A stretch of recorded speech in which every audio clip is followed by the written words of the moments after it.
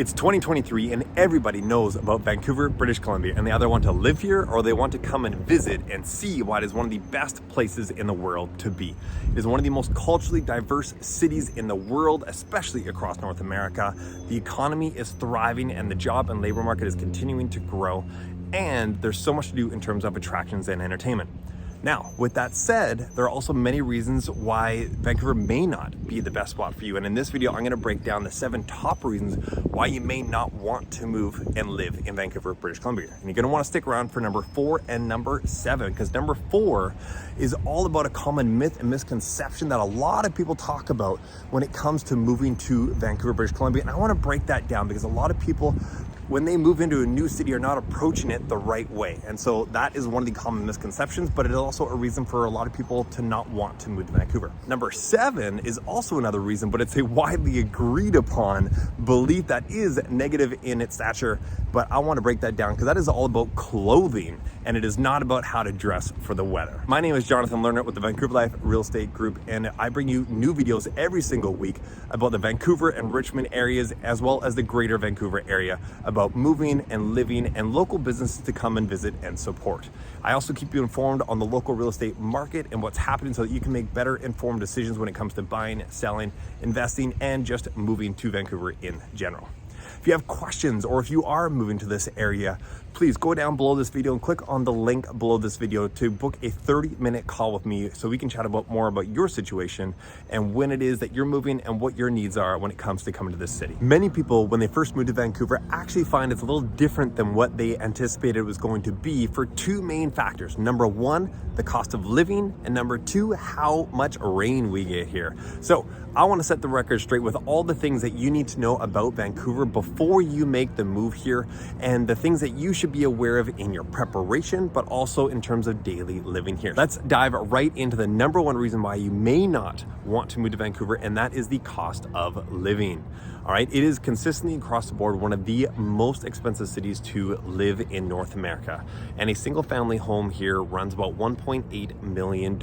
And to be honest, that actually doesn't get you very much here in terms of the quality and the modern finishings that you would hope to be able to have in a home. And last month, Vancouver actually ranked in at the most expensive city to rent across the country as well as of December 2022. Now let's look at the living wage here in Vancouver and BC. So the living wage is basically what they state as the hourly salary wage that you need to be able to make for a couple of parents for a family of 4 to be able to get by, have a decent life, but yet modest at the same time. And that living wage just over the past year rose by $3.50. So the living wage that you need to be able to really get by and have a decent, modest life with a couple of kids is just over $24 an hour. And that rose from $20.50 just a year ago. So as a result of inflation and the cost of living, that has risen up dramatically just over the past 12 months. Numbeo is a website that ranks affordability in different measures in terms of the cost of living. And what they found is that the average salary here in Vancouver is $57,000 a year.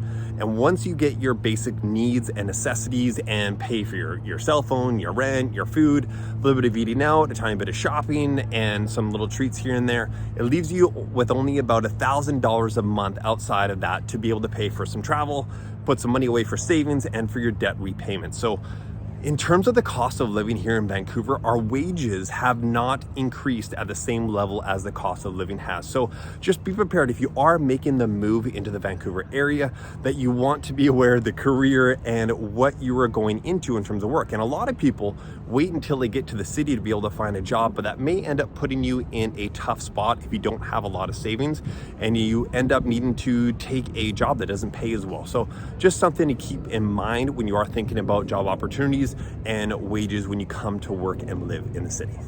The second reason that you may not want to move to Vancouver plays off of the first reason of the cost of living, and that is high home prices. It's something you cannot get away from here in the city of Vancouver, and it's actually been something that's been building up for decades because we've been under building homes for a few decades for the number of people that are coming in. So our supply and demand is just not meeting up.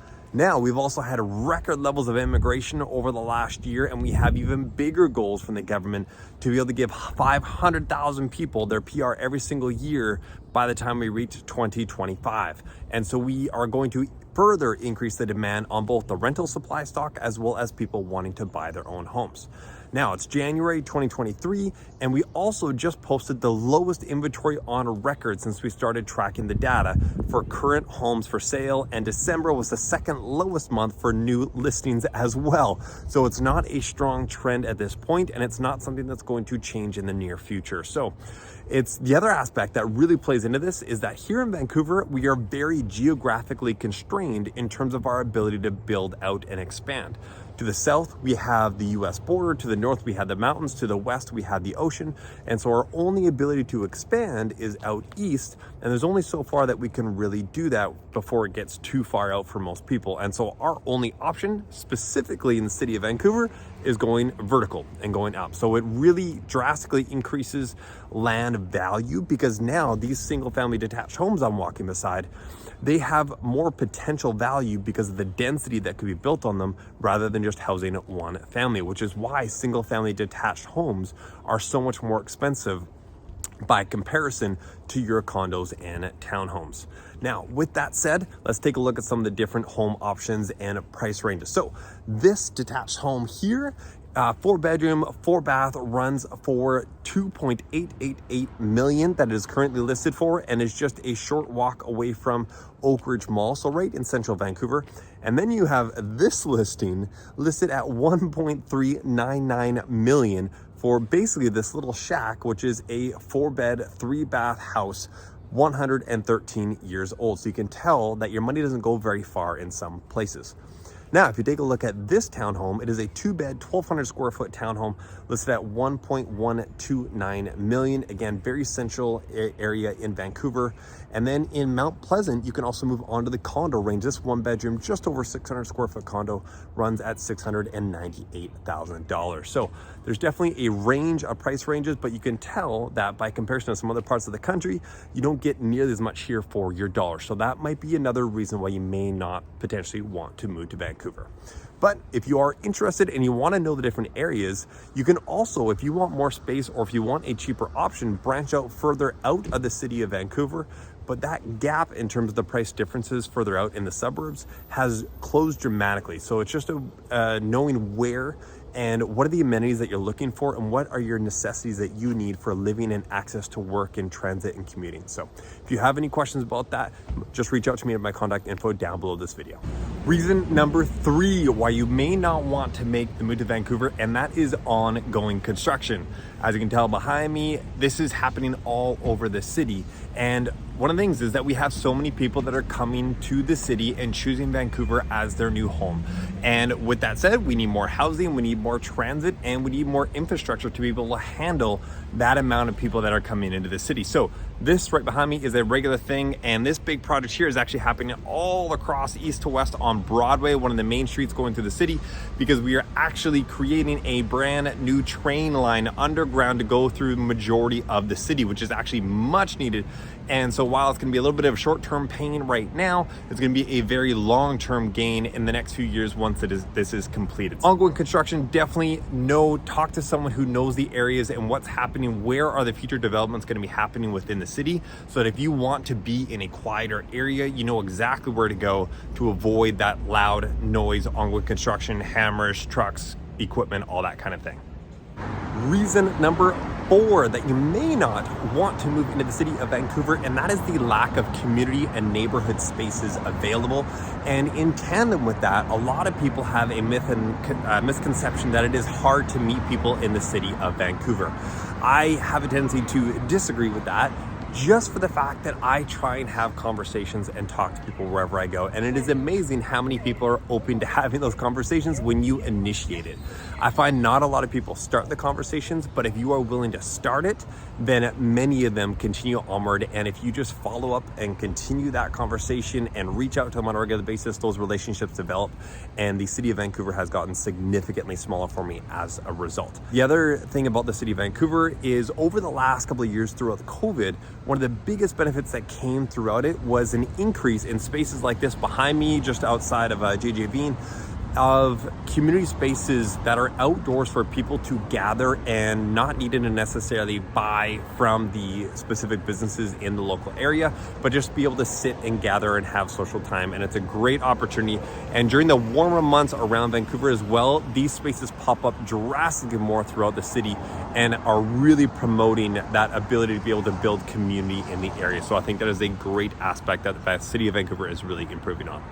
The fifth reason why you may not want to move to Vancouver is the crime. Now, on the national average, Vancouver's crime rate is about 20% more than the rest of the country. However, if you take that into context, every metropolitan area of any big city is going to have a higher crime rate than somewhere else in the country. So just take that into context. Now, the city of Vancouver, though, over the past 10 years, last year, 2022, was actually the highest rate of more violent crimes that the city has seen in a 10-year period. Having said that, overall, Nabeo, the website nabeo.com, ranks Vancouver as on the safety range, a moderate to high range of safety for the entire city, and low on the range of violent crime. So the actual city of Vancouver overall is still considered a very safe city, although of course, like any other big city, you are going to have certain crimes and things that are happening. However, with that said, most of the crime is concentrated in the northern part of the city, primarily downtown, in the West End, some of the business center, and of course the downtown east side, which much of Vancouver is known for. And when it comes to the poverty side of things, the downtown east side is known pretty worldwide, that we have some issues in terms of homelessness, and that of course is going to bring about some crime with it as well. So it's really all about where it is that you are moving to in the city of Vancouver when it comes to the crime side of things.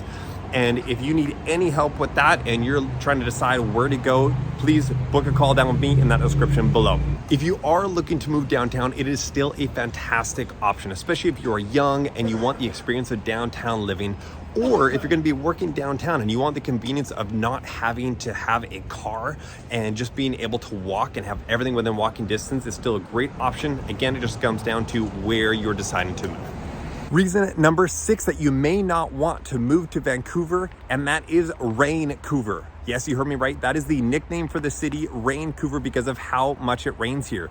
We are located in a temperate coastal rainforest, and on average, we get 169 days of rain a year, and that is 40 to 50% of all the days in the year it is raining. So rain boots, a rain jacket, and an umbrella are absolute must-haves in your wardrobe. Now, to touch on a couple other things in terms of the weather here, summer is one of the absolute best times of the year. You cannot beat it here. It is amazing. However, it only lasts for about 2 months, maybe 3 months on a good year, so you have to make the most of it while you're here. And the other aspect, winter, on the flip side, we basically don't have it. We basically rain throughout the winter as opposed to getting snow. When we do get snow, most people don't know how to drive, so a city kind of shuts down, buses get stuck everywhere.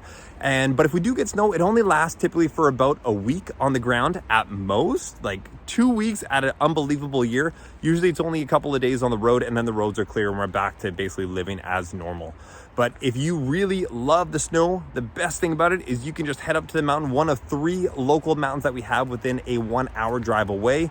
And if you want some of the best snow and one of the best mountains in the world, you just head up to Whistler, which is a 2.5 hour drive away. The 7th and final reason why you may not want to make Vancouver your final destination is one that a lot of people wouldn't expect and will apply to a smaller percentage of you watching this video, and that is the fashion scene here in Vancouver. Because in the city, we are known as very much an outdoor living city. You can be up on the mountain and you can be down on the beach and you can be golfing all in the same day. So yes, we want to get outside and play and enjoy, and as a result, we are not so much fashion forward. And if you can think about this sign right here, this is the founding place of Lululemon. And so the yoga culture, fitness culture is very, very strong here in the city. And so if designer jeans and boots and shoes and all that is your thing, you may find yourself in the Aritzia jacket and sweater and pairing it with your Lululemon or your Kitten Ace leggings. So if fashion is something that you want to be able to get out of a city, Vancouver may not be the best spot for you. Those are some of the top reasons why you may not want to move to Vancouver. Now, I've lived in British Columbia my entire life. I grew up in Penticton in the Okanagan, and I've been in the greater Vancouver area and living in 12 different places over the last 19 years here. And so I have an intimate knowledge of the city of Vancouver as well as the surrounding cities, and know the communities, the vibe, the culture, and the amenities that are available in each of those areas. So it is so important that when you are looking to move here or just move into a different area that you're not familiar with, that you work with someone and talk with people who have that understanding and have that knowledge. Because after being here for so long, I have areas that I absolutely love, but I also have areas that I would avoid for different reasons. So make sure you talk to the right people as you go through that decision process.